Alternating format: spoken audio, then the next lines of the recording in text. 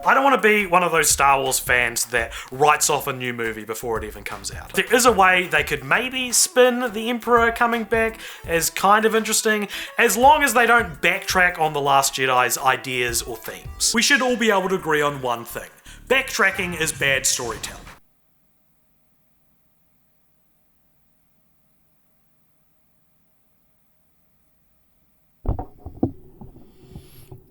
Alright, so no one else was doing it, so I guess considering the fact that I made a video about how much I love The Last Jedi and how much all our subverted expectations were subverted, and how Rey's parents were nobody is great, and how Snoke not being important was great, I figured if anyone from Star Wars Defined should be doing a follow-up video, having now seen The Rise of Skywalker, it maybe should be me, but I'm not under any I don't know if anyone's going to watch this, but here it is because like 2 people asked for it. So it'd be real easy to focus on all the obvious ways it's bad, all the little nitpicks, and because it's real obvious to do that, let's do that just for a second.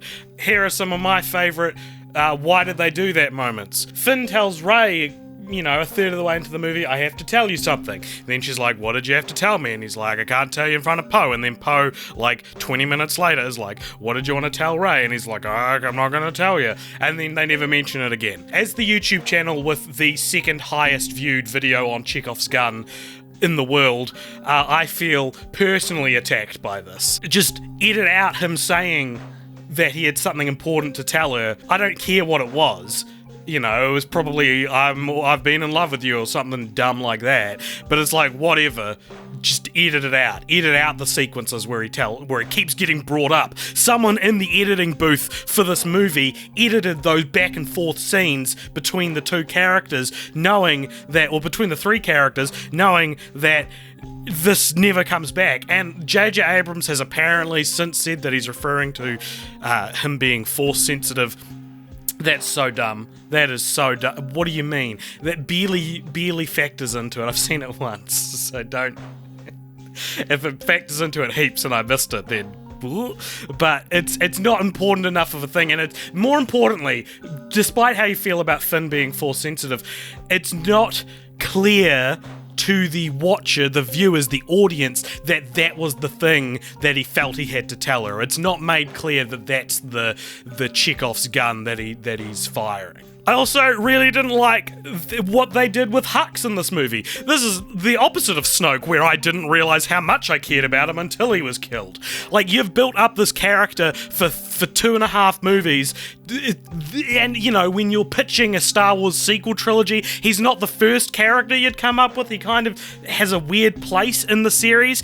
And then in this one, Richard E. Grant's character comes along, and I presume the only reason Richard E. Grant is in this movie is because he looks like he was born to play an Imperial officer, and he just takes all the screen time that should have been given to Hux. I would have taken Richard E. Grant out of this film and replaced him with Hux, and just had Hux being driven so angry and insane by wanting to defeat Kylo that he kind of becomes a large negative force from the First Order toward Kylo Ren in this film, and he's leading the First Order to destroy Kylo Ren instead of winning the war. Look, I don't mean to be a script doctor here.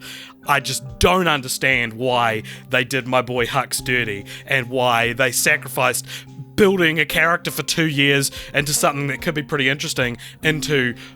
He has like one thing where he's like, I'm the spy, and then he gets shot really unceremoniously. And look, I know I love Snoke's unceremonious death because I don't give a shit about him. But Hux, man, I wanted more for Hux. Alright, battery is running out on the camera, so let's get through this. Okay, yeah, the movie starts and they're like, Snoke was important, look, he was a clone or whatever made by the Emperor, there's heaps of them in a vat. Okay, I thought to myself, that's pretty dumb and kind of exactly what I didn't want the movie to do, but, you know, it's the start of the movie, but so I can't write it off yet. And then the Emperor's like, oh, you need to kill the girl and she's not who you think. And I was like, okay, so she's your daughter or your granddaughter. Like, come on, dude. You're gonna, like, this movie is so predictable and it leaves you hanging being like, you wait to find out, and then it's like, well, It was exactly what you thought it was. Okay, so Rey being a Palpatine, this movie is not the first time I'd heard that theory. I'd heard it from a few places, and it's so bad. Like as I said in the Who Cares About Snoke video, there is a way, I guess, to bring Palpatine back, or at least I thought there was a way to bring Palpatine back, in which it wouldn't ruin everything The Last Jedi set up. And what's crazy about The Rise of Skywalker is that it does ruin everything The Last Jedi set up. This movie is as bad as I honestly didn't think it could have been. I expected to maybe not like it personally, but I didn't expect it to be bad. I didn't expect like 55% on Rotten Tomatoes or whatever it has. Like, I was expecting there would be this camp of people who were like massive Last Jedi fans who were like, oh, it kind of took away what I wanted, but then there would be this other camp that'd be like, yeah, but it was a fun time and we had so much fun with it. But we didn't. There's so many hot takes out there, and I don't necessarily feel the need to repeat all of them. Basically saying about how, it is J.J. Abrams doing the opposite of what he should have, and he should have just directed the whole trilogy if this was his plan, and how it's just backtracking. It's just backtracking, and the whole point of Rey finding out she's nobody is this trilogy's version of Luke, I am your father. I saw a interview where Rian Johnson was talking about how, like, when Luke finds out Darth Vader's his father, it's the worst thing that could happen to him. And in Last Jedi, when Rey finds out she's a nobody, that's the worst thing that could happen to her.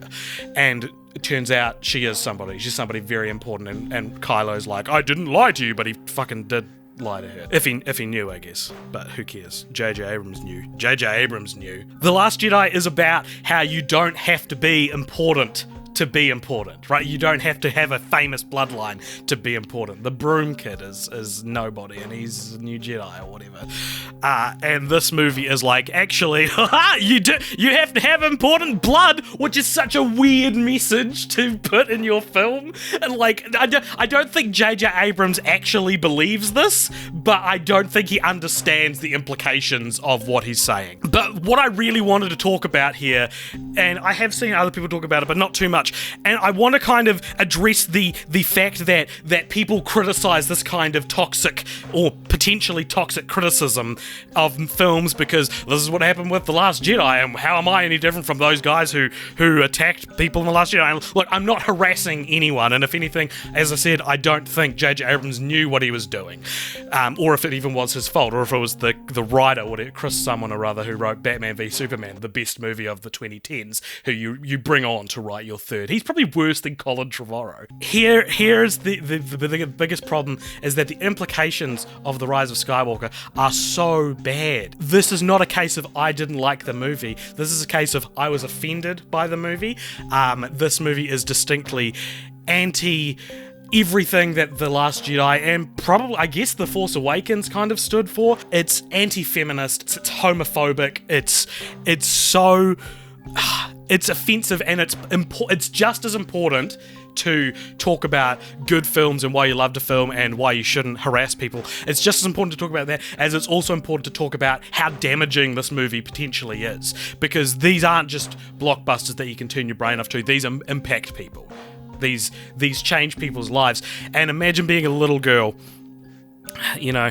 as I do often, and you see The Last Jedi, and it's all about how you don't have to be related to an important man to do anything important, and you can still be special. And Rey is such an important character for young girls because she's the protagonist of the trilogy, and she's a female, and that's so great. And one of the things I loved about The Last Jedi is that you can't really it's not a case where you can talk about the tokenism of any character who isn't a straight white male in it, because there's kind of so many, that's such a diverse cast that off the top of my head I couldn't name you the amount of characters that aren't straight white males in it, whereas as opposed to something like Marvel, where I can be like, there's Black Panther, there's Rhodey, and only one of those has a movie about him.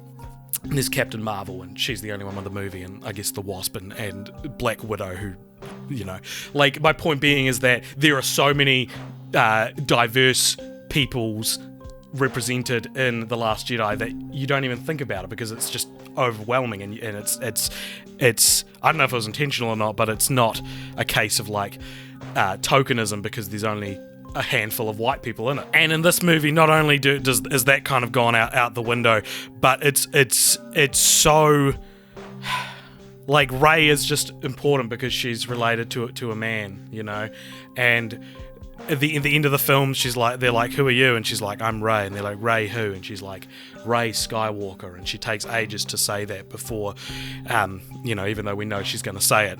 And look,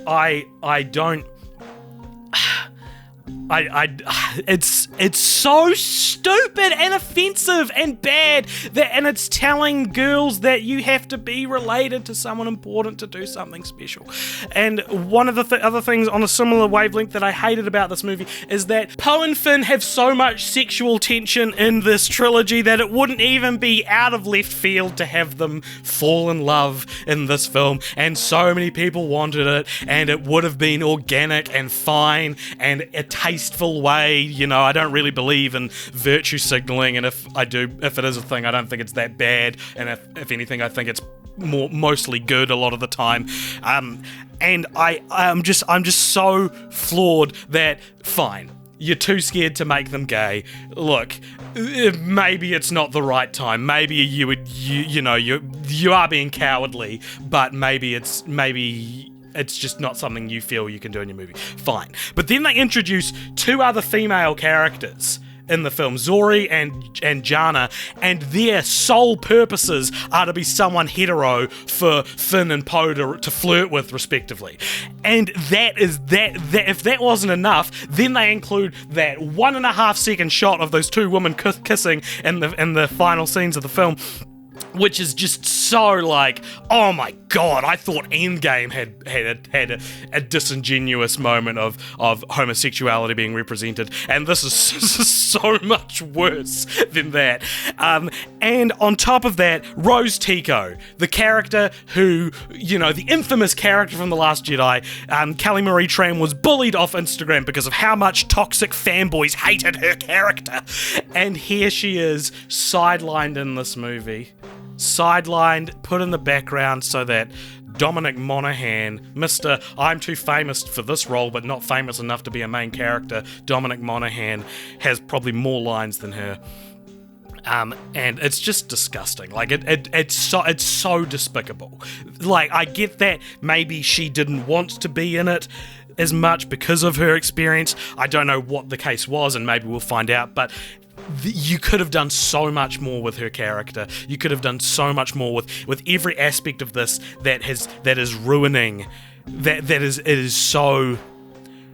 This isn't a case of I didn't like the movie. This is a case of the movie is offensive. This movie is problematic and damaging, and I'm lucky that I'm a full-grown adult who can see these things. But there are little kids who are going to watch this movie and get totally the wrong idea from it. And The Last Jedi is so good, and it's got such a beautiful message, and this is such a backtrack on all of this in a way that makes me want to sit J.J. Abrams down and be like, what are you doing? What do you believe? Why do you think this is good storytelling? It's insane. It's insane. And also, Leia's inserts were real bad, and it's like, hey Leia, how do you feel about this noun? And she's like, oh, I feel this way about this noun. Oh, this adjective is da da da da da. Yes, that adjective is da da. The movie should have started with Leia's funeral and have the rest of the movie be the characters going on this last charge with like the melancholy grief of Leia being held over their heads. And, you know, Lando's at the funeral and he's not in the rest of the movie. He doesn't have that weird scene at the end with Jana where he's like, why don't we find out what does he even mean? What is he talking about? What is Lando talking about? What does he mean? Anyway, I really didn't like The Rise of Skywalker, and I resent the idea that I am not allowed to talk about that. It's important to be able to talk about where this movie goes wrong, and why it goes wrong, and the damage it could potentially do. This is Star Wars. This is the biggest film franchise in the world. So it's not like these things don't reach culture and don't impact people. But yeah, that's it, everybody. Thank you for watching this video if you did, and listen to my podcast. There's a new episode out on the Santa Claus trilogy, so check that out.